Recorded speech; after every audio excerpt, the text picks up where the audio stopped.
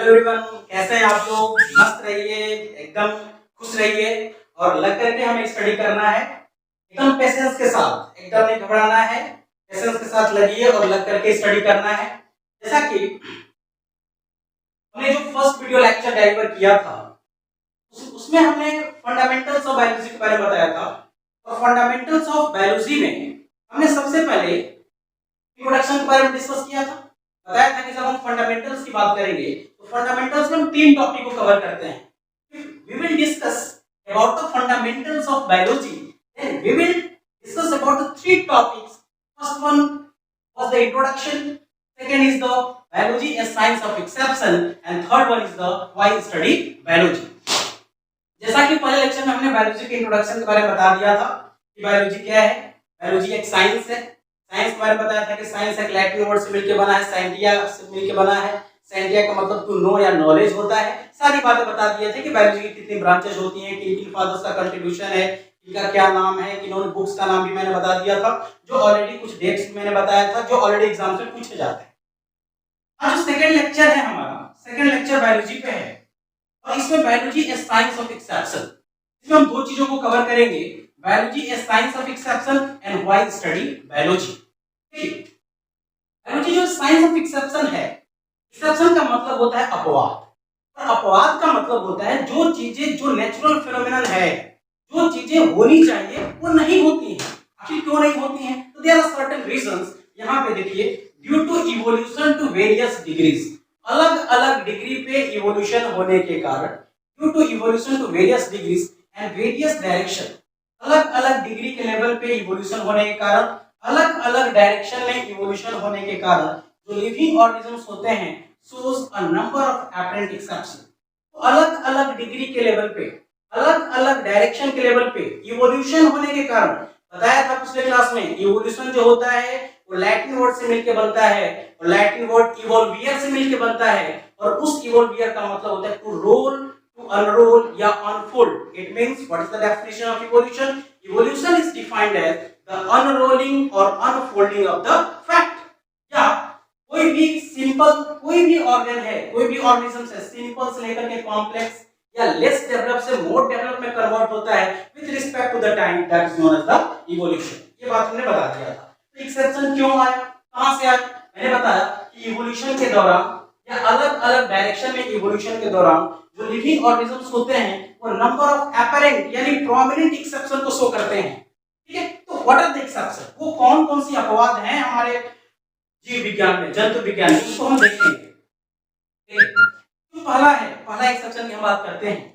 All angiosperms having xylem vessels in their xylem, but there are some families having not the xylem vessels in the xylem।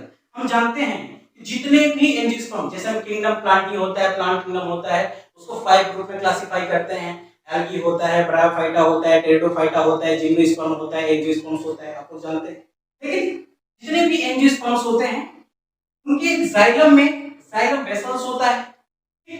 ये तो होना ही चाहिए, लेकिन some families of the angiosperm do not having the xylem vessels in their xylem। This is the exception case। आप लोग जानते हैं जो वेस्कुलर बंडल होता है उसको दो पार्ट में क्लासिफाई करते हैं, एक जाइलम होता है, फ्लोएम होता है। ये दोनों कंडक्टिंग टिश्यूज की तरह काम करता है। जाइलम जो होता है वाटर मिनरल्स को ट्रांसपोर्ट करता है, फ्लोएम फूड मटेरियल्स को ट्रांसपोर्ट करता है। ठीक है, तो जितने भी जाइलम, जितने भी एंजियोस्पर्म्स होते हैं, जितने भी एंजियोस्पर्म्स होते हैं उनके जाइलम में जाइलम वेसल्स पाया जाता है। लेकिन there are certain families of angiosperms having do not xylem vessels in their xylem, तो नहीं होना, this is the exception. Second point पे आते हैं कि gymnosperms xylem vessels are not found, tracheids are found. जैसा कि प्लांट किंगडम में एंजियोस्पर्म्स हो गया, जिम्नोस्पर्म्स हो गया, ये प्लांट किंगडम का ही तो पार्ट है, दो फॉर्म है एंजियोस्पर्म, जिम्नोस्पर्म। तो जिम्नोस्पर्म्स में जाइलम वेसल्स नहीं पाया जाता है, ट्रैकिड्स आर फाउंड, जबकि जिम्नोस्पर्म जाइलम वेसल्स पाया जाना चाहिए, क्योंकि फूड मटेरियल्स, वाटर मिनरल्स के ट्रांसपोर्ट के लिए जाइलम वेसल्स की नीड होती है। ठीक है, तो ये जाइलम वेसल्स नहीं पाया जाता है, ट्रैकिड्स पाया जाता है, ये भी एक्सेप्शन है। थर्ड पॉइंट पे आते हैं, no distinct cotyledon in dicot cuscuta. तो कैस्कुटा होता है, हम कैस्कुटा के बारे में आपको बता दें बाबू। जो पैरासाइट दो तरह के होते हैं, एक रूट पैरासाइट और दूसरा होता है स्टेम पैरासाइट। रूट पैरासाइट में दो पार्ट होता है, एक टोटल रूट पैरासाइट और दूसरा होता है partial root parasite. Stem parasite में दो पार्ट होते हैं, एक टोटल स्टेम पैरासाइट और पार्शियल स्टेम पैरासाइट। यहाँ पे देखेंगे तो जो dicot having the two cotyledon, monocot having the one cotyledon, जो डाइकॉट कैस्कुटा होता है उसमें कोई क्लियर, कोई डिस्टिंक्ट कॉटिलेडन नहीं पाया जाता है, मतलब कॉटिलेडन अलग अलग नहीं होता है। जबकि डाइकॉट कैस्कुटा में कॉटिलेडन प्रोमिनेंट होना चाहिए, डिस्टिंक्ट होना चाहिए। अब देखिए यहाँ पे कैस्कुटा है ना, कैस्कुटा होता क्या है, ये टोटल स्टेम पैरासाइट होता है, तो पैरासाइट है। तो हम आप लोग को एक ट्रिक बताते हैं, क्या बताते हैं, एक ट्रिक बताते हैं पैरासाइट से, देखिएगा। और ये बहुत इंपॉर्टेंट ट्रिक है बाबू, देखिए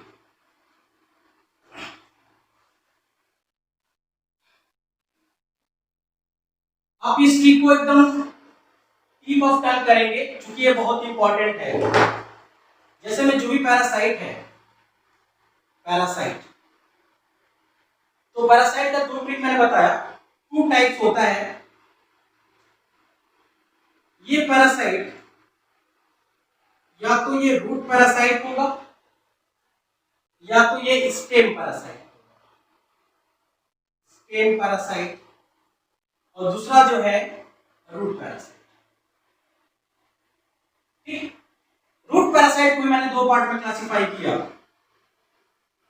एक होगा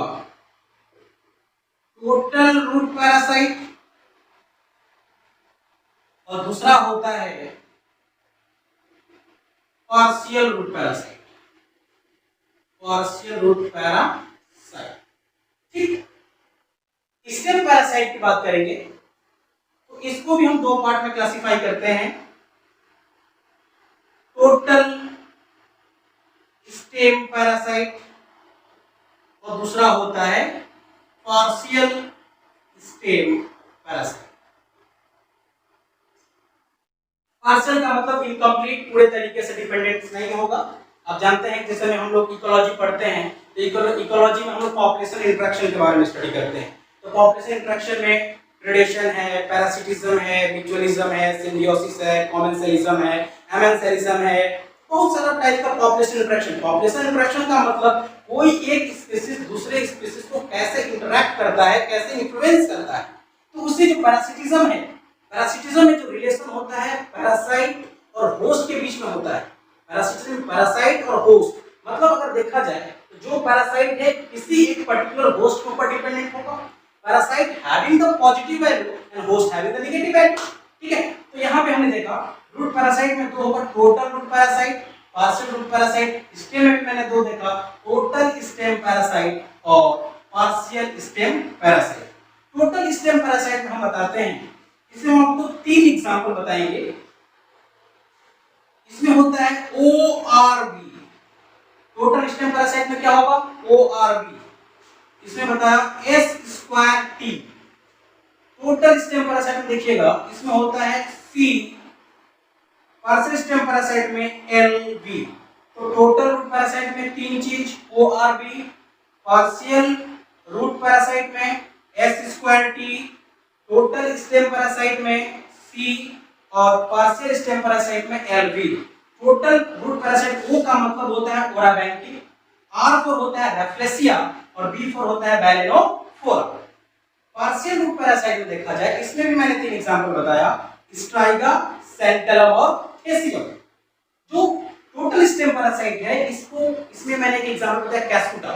कैस्कुटा जैसा कि गांव में भोजपुरी लैंग्वेज इसको कस के कूटा भी लोग बोलते हैं, कस के कूटा बताया याद करने के लिए कान में। तो cuscuta total stem parasite, partial stem parasite मैंने एलबी देखा, लोरेंथस और विस्कर। ये भी एक्सेप्शन केस है कि जो कैस्कुटा होते हैं डाइकॉट होते हुए भी उसमें उसके कॉटिलेडन्स प्रोमिनेंट डिस्टिंक्ट नहीं होते हैं। देखिए चौथा पॉइंट की हम बात करेंगे, आप लोग इसको नोट कर लेना बाबू, ये बहुत इंपॉर्टेंट है। Negatively geotropic pneumatophores of mangrove plant, जो मैंग्रोव प्लांट होता है उसमें निमेटोफोर्स पाया जाता है। क्या पाया जाता है, निमेटोफोर्स। निमेटोफोर्स को एयर रूट कहा जाता है। निमेटोफोर्स को क्या कहते हैं, एयर रूट के नाम से जानते हैं। ये रिस्पिरेटरी ऑर्गन होता है मैंग्रोव प्लांट में, ये रिस्पिरेटरी ऑर्गन होता है जो कि ये प्लांट कहाँ ग्रो करता है, swampy and the marshy areas. अब आप लोगों को एक बात हम बताते हैं कि नेगेटिवली जियोट्रॉपिक का मतलब क्या है। देखिए ये रूट है, ये अर्थ सरफेस है। रूट का जो हमेशा जो ग्रोथ होता है ये डाउनवर्डली होता है, डाउनवर्डली डाउनवर्डली। तो रूट कहाँ, जियो, देखिए जियोट्रॉपिक है ना, geotropic, positively geotropic, negatively geotropic. तो जियो का मतलब ही होता है और, जियो का मतलब क्या होता है बाबू, अर्थ होता है। ट्रॉपिक का मतलब क्या होता है, मूवमेंट होता है। मतलब ये मूवमेंट रूट नेचुरली फेनोमेनन देखा जाए, रूट होता कैसा है, तो पॉजिटिवली जियोट्रॉपिक होता है। लेकिन मैंग्रोव प्लांट में जो निमेटोफोर्स होते हैं ये पॉजिटिवली ना होकर के कैसे हैं बताइए, ये नेगेटिवली जियोट्रॉपिक होते हैं। ये भी क्या बताओ, एक्सेप्शन है। मैंने देखा जो negatively geotropic pneumatophores of the mangrove plant. ठीक है, नेक्स्ट पॉइंट पे आते हैं। यहां देखा जाए पांचवा पॉइंट है हमारा, egg laying mammals like duck billed platypus. Duck billed platypus को ऑर्निथोरिंकस के नाम से जानते हैं, ऑर्निथोरिंकस। और spiny anteater echidna, spiny anteater echidna हो गया, डक बिल्ड प्लैटिपस, ऑर्निथोरिंकस। तो यहां पे जो एग लेइंग मैमल्स हम देखेंगे, mammals shows the property or phenomenon of viviparity। मतलब जो मैमल्स होती हैं, मैमल्स आर विविपैरस। विविपैरस का मतलब mammals produce the young ones, mammals gives the birth to the young ones. जो फीमेल मैमल्स पार्टनर होती हैं वो अपने बेबीज को मिल्क फीड करती हैं। तो क्या है, कैरेक्टरिस्टिक फीचर है। लेकिन यहाँ पे एक्सेप्शन ये है बाबू कि मैमल्स होते हुए भी वो ओविपैरिटी को शो करती हैं, वो ओविपैरस होती हैं, एक लेग होती है। तो एग्जांपल कौन है, एग्जांपल मैंने बताया आपको, डक बिल्ड प्लैटिपस, ऑर्निथोरिंकस। ध्यान देना, ये जो डक बिल्ड प्लैटिपस एक ऐसी मैमल होती है जो कैसी होती है, पॉइजनस मैमल होती है। ठीक है, उसके बाद आया spiny anteater and the echidna. ठीक, नेक्स्ट जो 6 पॉइंट है हमारा, आरबीसीएस और इरिथ्रोसाइट्स आर इन्यूक्लिएटेड। आप जानते हो कि जो ब्लड के जो कंपोनेंट्स होते हैं, आरबीसी होता है, डब्ल्यूबीसी होता है, प्लाज्मा होता है, प्लेटलेट्स होता है। आरबीसी को हम इरिथ्रोसाइट कहते हैं, डब्ल्यूबीसी को ल्यूकोसाइट कहते हैं, प्लेटलेट्स को थ्रोम्बोसाइट्स कहा जाता है। तो जो आरबीसी और इरिथ्रोसाइट्स है ये कैसा होता है, तो ये इन्यूक्लिएटेड। तो ई का मतलब प्रेजेंट होता है, प्रेजेंट। मतलब आरबीसी जो इरिथ्रोसाइट से इन्यूक्लिएटेड है, मतलब उसमें न्यूक्लियस प्रेजेंट होगा, यही एक्सेप्शन है। जबकि जो मैच्योर आरबीसी होता है बाबू उसमें न्यूक्लियस नहीं पाया जाता है। मतलब मैच्योर आरबीसी कैसा होता है, ए न्यूक्लिएटेड होता है। ए का मतलब एब्सेंट, और न्यूक्लियस जब एब्सेंट हो तो क्या कहेंगे, ए न्यूक्लिएटेड कहते हैं। तो यहाँ पे देखिएगा आरबीसीएस और इरिथ्रोसाइट्स आर इन्यूक्लिएटेड इन मैमल्स, यही एक्सेप्शन है। जबकि मैमल्स में आरबीसीएस मैच्योर स्टेज में कैसा होता है, वो ए न्यूक्लिएटेड होता है, न्यूक्लियस नहीं होता है, न्यूक्लियस भी नहीं होता, माइटोकॉन्ड्रिया भी नहीं होता। अब देखिए आरबीसीएस जो कैसी होती हैं, they are generally circular and biconcave। RBCs generally circular होती हैं, biconcave होती हैं, but are oval and flat in llama and camel। ये बहुत इंपॉर्टेंट क्वेश्चन है, ये क्वेश्चन पूछता है एक सेक्शन का। RBCs अगर नेचुरली देखा जाए, जनरली देखा जाए, ये सर्कुलर होता है, बाइकनकेव होता है, लेकिन कैमल में और लामा में ये कैसा होता है, ये ओवल होता है और फ्लैट होता है। ठीक है, सातवां पॉइंट की बात करते हैं। जो हमारा सातवां पॉइंट है एक्सेप्शंस में, ostrich, emu and cassowary and kiwi are the birds which can not fly, their wings have become degenerate. जैसा कि आप लोग जानते हैं, स्टडी ऑफ बर्ड्स का जो ब्रांच होता है जिसमें हम बर्ड्स के बारे में स्टडी करते हैं उसको ऑर्निथोलॉजी कहा जाता है। बर्ड्स क्या करती हैं, जनरली फ्लाइट करती हैं। जो बर्ड्स होती हैं, birds flight,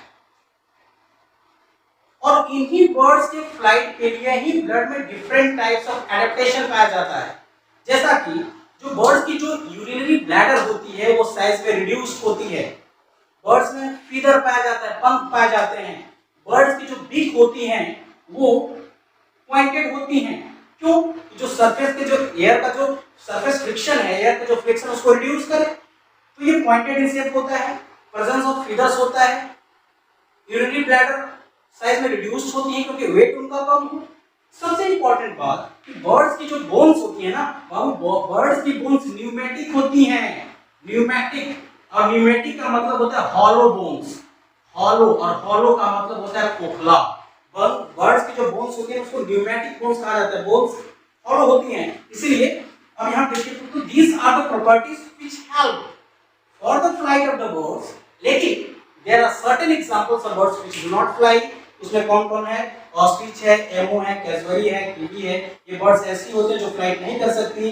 their wings are become डिजी। इनका विंग्स कैसा हो बताओ? डिजनरेट हो जाता है। ये भी एक्सेप्शन है। आगे देखिए, all land animals drink water. इसमें ये बताया कि जितने भी लैंड एनिमल्स हैं ये वाटर को ड्रिंक करते हैं, but kangaroo rat seldom does it. जितने भी लैंड एनिमल्स होते हैं ये वाटर को ड्रिंक करते हैं, लेकिन जो कंगारू और रैट है, सेल्डम का मतलब होता है कभी कभी, कभी कभी पानी पीते हैं।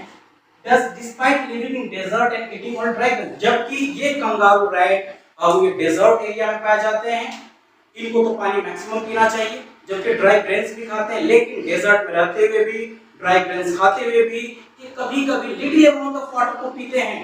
जबकि जितने भी लैंड एनिमल्स हैं उनको वाटर की रिक्वायरमेंट तो बहुत ज्यादा होनी चाहिए। ये भी क्या बताओ? ये भी एक बायोलॉजी का एक्सेप्शन है।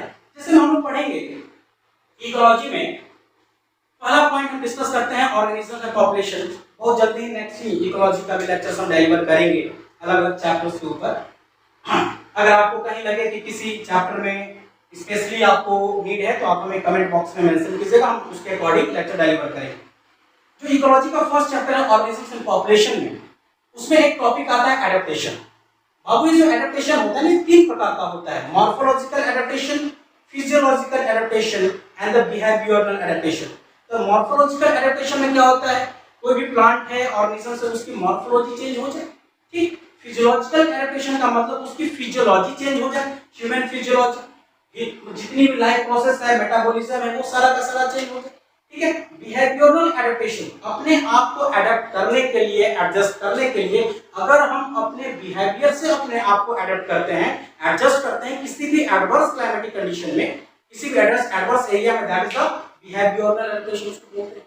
मॉर्फोलॉजिकल समझ में आ गया, फिजियोलॉजिकल समझ में आ गया। तो कंगारू रैट का जो एडेप्टेशन होता है वो किस में आएगा? वो फिजियोलॉजिकल एडेप्टेशन में आता है।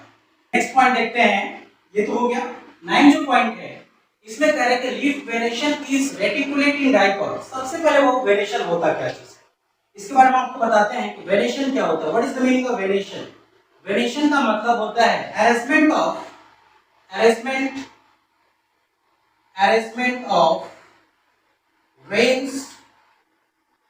वेन्स इन लीफ। पत्तियों में वेन्स का जो अरेंजमेंट होता है उसी को वेनेशन कहा जाता है। पत्तियों में, लीव्स में वेन्स की अरेंजमेंट कैसे होती है? जैसे मैं एक स्ट्रक्चर बनाया आपको,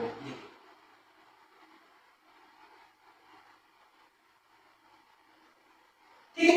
ये क्या है? वेन्स है, ठीक है। These are the veins.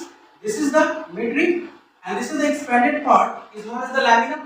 तो कहने का मतलब जो वेन्स का अरेंजमेंट है लिप्स में उसी को वेनेशन कहते हैं। और ये वेनेशन, उसके लिए आपको एक ट्रिक बता रहे हैं, कुछ वेनेशन आरडीपीएम, ट्रिक याद करो, आरडीपीएम। आरडीपीएम का मतलब क्या होता है? आर फॉर रेटिकुलेट, और रेटिकुलेट का मतलब क्या होता है? जब वेन्स नेटवर्क लाइक मैनर में अरेंज हो, नेटवर्क लाइक स्ट्रक्चर फॉर्म करे, उसको हम क्या कहेंगे बताइए? रेटिकुलेट। लेकिन जब ये वेन्स पैरेलल एक दूसरे के पैरेलल हो, उसको क्या कहेंगे? पैरेलल। ये क्या है? This is the parallel venation. These veins are parallel to each other, parallel venation. लेकिन जब ये नेटवर्क लाइक स्ट्रक्चर बने, मेश लाइक स्ट्रक्चर बना है, उसको क्या कहेंगे? रेटिकुलेट कहेंगे। तो आरडीपीएम डाइकॉट में रेटिकुलेट वेनेशन पाया जाता है और मोनोकॉट में पैरेलल वेनेशन। ऐसा तो होता है, हम जानते हैं। लेकिन एक्सेप्शन क्या है? क्योंकि हमारा टॉपिक इस पे एक्सेप्शन का मतलब है। एक्सेप्शन बाबू ये है, देखिएगा, लीफ जो वेनेशन होता है रेटिकुलेट होता है डाइकॉट में और पैरेलल होता है मोनोकॉट में, ठीक है। ये तो हम जानते हैं। लेकिन जो डाइकॉट कैरोफाइलम होता है उसमें कैसा होना कैसा चाहिए? रेटिकुलेट। लेकिन होता कैसा है? डाइकॉट कैरोफाइलम हैज पैरेलल वेनेशन, जबकि सब मोनोकॉट्स लाइक एलोकेसिया, मोनोकॉट्स में कैसा होना चाहिए? पैरेलल होना चाहिए। तो सब monocots like alocasia and Smilax, ध्यान देना, एलोकेसिया और स्माइलेक्स, इसके पास कैसा वेनेशन होता है बताओ? रेटिकुलेट वेनेशन होता है। होना कैसा चाहिए? हमारे नॉलेज के अनुसार, जैसा कि मैंने बताया, उसमें तो मोनोकॉट में तो पैरेलल होना चाहिए ना, लेकिन रेटिकुलेट हुआ। वहां डाइकॉट में रेटिकुलेट होना चाहिए, लेकिन डाइकॉट में कैसा था? पैरेलल। तो डाइकॉट में पैरेलल का होना, मोनोकॉट में रेटिकुलेट का होना, ये क्या है? एक्सेप्शन है। पॉइंट शुड बी नोटेड, बहुत इंपॉर्टेंट है। नेक्स्ट पॉइंट पे आते हैं। जो 10वां पॉइंट है हमारा एक्सेप्शन अबाउट द बायोलॉजी क्या है बाबू, उसमें देखेंगे। देखिए, heart is 3 chambered in reptiles. जितने भी रेप्टाइल्स के मेंबर होते हैं उसमें हार्ट 3 चैम्बर्ड होता है, बट इस 4 चैम्बर्ड इन क्रोकोडाइल। क्रोकोडाइल में हार्ट 3 चैम्बर्ड नहीं होता, 4 चैम्बर होता है, 4। ये क्या एक्सेप्शन है? It is 2 chambered in fishes. Fish में हार्ट 2 चैम्बर्ड होता है, लेकिन ये 3 चैम्बर्ड होता है लंग फिशेस में। लंग फिशेस में हार्ट कितना चैम्बर होता है बताओ? 3 चैम्बर होता है। और लंग फिशेस को प्रोटोप्टेरस कहते हैं। प्रोटोप्टेरस। लंग फिश को क्या कहते हैं? प्रोटोप्टेरस। अब देखिए, lung fishes have a lung-like structure in addition to gills for respiration। कह रहे हैं कि lung fishes जो होती हैं, जो प्रोटोप्टेरस होती हैं, इसमें lung-like structure होता है। ऐसा lung-like structure होता है, लेकिन respiration के लिए कौन सा होता है बताओ? gills होता है। तो ये हमारा एक्सेप्शन बाबू कंप्लीट होगा। तो इसलिए हम कह सकते हैं कि biology no doubt is a science of exception. तो एक्सेप्शन हमने देख लिया, ये जो बायोलॉजी के जितने भी एक्सेप्शन थे मैंने वो देख लिया। बायोलॉजी का हमने इंट्रोडक्शन देखा कि बायोलॉजी का इंट्रोडक्शन क्या है, एक्सेप्शन देख लिए। लेकिन अब जो थर्ड टॉपिक है हमारा बेसिक फंडामेंटल ऑफ बायोलॉजी में, जो मेरा तीसरा टॉपिक है, थर्ड टॉपिक है बाबू, वो है why study biology. Biology study करें तो क्यों करें? What is the need of biology? Why there is need of biology? ठीक है। और एक बात आपको बता दें कि जो साइंस हमारा सब्जेक्ट है ये इंटरेस्टिंग होना चाहिए, रोचक होनी चाहिए। क्यों? क्योंकि साइंस अपने 2 क्वेश्चंस के लिए जाना जाता है, हाउ एंड व्हाई। और जहां पे हाउ एंड व्हाई आ गया वो मैकेनिज्म को बताता है। क्या बताओ? हाउ एंड व्हाई सीख द मैकेनिज्म।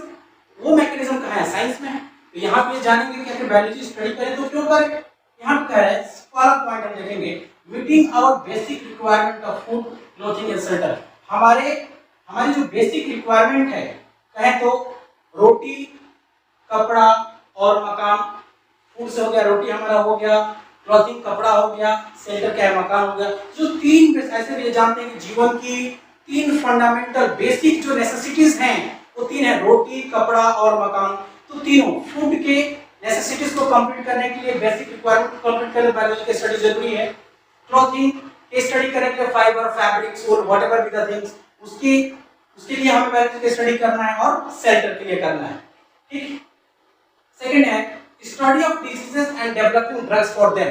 किसी भी डिजीज का हम कैसे स्टडी करेंगे? डिजीज का अगर स्टडी करना है तो हमें बायोलॉजी पढ़ना होगा। तो डिजीज का स्टडी करना and developing drugs for them, कोई भी डिजीज है उसकी स्टडी करने के लिए बायोलॉजी का जरूरी है। और उस डिजीज को ट्रीट करने के लिए, सही करने के लिए कौन से मेडिसिन को यूज करते हैं, किस ड्रग्स को यूज करते हैं, उसके लिए बायोलॉजी की स्टडी बहुत इंपॉर्टेंट है। ठीक। ऐसे भी आप जानते हैं कि डिजीज का एनालिसिस जो होता है, स्टडी होता है, बायो कुछ ब्रांच में जिसको पैथोलॉजी कहा है, pathogens, the causative agents of a particular disease are known as the pathogens। और उसी पैथोजेंस का एनालिसिस हम करते हैं, स्टडी करते हैं, उस ब्रांच को पैथोलॉजी कहते हैं। ठीक है ना? इसके लिए बायोलॉजी इंपॉर्टेंट है। तीसरा पॉइंट है various phenomena connected with human feelings. अलग अलग जो फेनोमेनन्स हैं जो ह्यूमन फीलिंग्स के साथ कनेक्टेड हैं, एनिमल के फीलिंग के साथ कनेक्टेड हैं। ठीक। बहुत सारी फेनोमेना होती है जो हमारे ह्यूमन फीलिंग्स से कनेक्टेड है। वो बॉडी की जो हमारी इंटरनल फीलिंग्स हैं, बॉडी का हमारा एक्सप्रेशन है, बॉडी का जो केमिकल कंट्रोल कोऑर्डिनेशन है, जहाँ पे हार्मोन्स मैकेनिज्म हम स्टडी करते हैं। तो हार्मोनल मैकेनिज्म क्या है? हार्मोनल मैकेनिज्म ह्यूमन से फीलिंग से क्रिएट करते हैं इसको। ठीक है। तो एनिमल्स, बहुत सारे फेनोमेना जो ह्यूमन फीलिंग से रिलेटेड हो, एनिमल से रिलेटेड हो, प्लांट्स रिलेटेड हो और अदर लिविंग बीइंग से रिलेटेड हो, उसको स्टडी करने के लिए हम बायोलॉजी की स्टडी करते हैं। चौथा पॉइंट है बाबू causes, effect and remedy for pollution. ठीक है। कौन कौन से एजेंट्स हैं जो पॉल्यूशन कॉज करते हैं? और पॉल्यूशन होता क्या है? किसी भी, चाहे वो सॉइल हो, चाहे जैसे जानते हैं कि ये सॉइल पॉल्यूशन होता है, एयर पॉल्यूशन होता है, वाटर पॉल्यूशन होता है और सॉइल पॉल्यूशन होता है। तो हमारे इन्वायरमेंट में ये जो अनडिजायरेबल चेंज होता है, और इन्वायरमेंट की बात करेंगे तो चाहे बायोटिक, एबायोटिक, आप पढ़ेंगे इकोसिस्टम में, बायोटिक इकोसिस्टम होता है, अलग अलग कंपोनेंट्स होते हैं, है ना? तो एयर वो है, चाहे वाटर है, चाहे सॉइल है, कोई भी अनडिजायरेबल चेंज होती है। ठीक। उसी अनडिजायरेबल चेंज को क्या कहते हैं? Pollution. And the pollution causing agents are known as the pollutants. यहाँ पे effect and remedy for pollution, pollution का इफेक्ट है तो कैसे है, अगर है तो उसका ट्रीटमेंट क्या है, रेमेडी क्या है, उसको सही जानने के लिए हमें बायोलॉजी का स्टडी करना पड़ेगा। फिर पब्लिक हेल्थ, पर्सनल हाइजीन, अब हम लोग पढ़े लोअर क्लास में हेल्थ एंड हाइजीन। हेल्थ का मतलब हमारा स्वास्थ्य होता है, Health is defined as the complete physical, mental and social well-being of an individual. अगर कोई भी इंडिविजुअल फिजिकली, मेंटली और सोशली तीनों लेवल पे सही हो तब तो उसको हम हेल्थी कहते हैं। तो हेल्थ है तो उसका पॉजिटिव इफेक्ट क्या है, बेनिफिशियल एस्पेक्ट क्या है, दैट इज द हाइजीन। तो पब्लिक हेल्थ को जानने के लिए वैल्यूज का स्टडी करना बहुत इंपॉर्टेंट है। छठवां पॉइंट क्या है बाबू, मेंटेनेंस ऑफ इकोसिस्टम। इकोसिस्टम को कैसे मेंटेन करेंगे, ठीक है। Forest and the conservation of natural resources. Natural resources air है, वाटर है, सॉइल है, इसको कैसे हम मेंटेन करेंगे, कैसे इसको कंजर्व करेंगे। तो नेचुरल रिसोर्सेज के कंजर्वेशन के लिए अब इकोसिस्टम में हम लोग पढ़ते हैं, उसको इकोलॉजी जब पढ़ाएंगे उसको इस लेक्चर में आपको बताएंगे। इसमें conservation, in situ conservation, ex situ conservation, on site conservation, off site conservation, वो बात की बात है।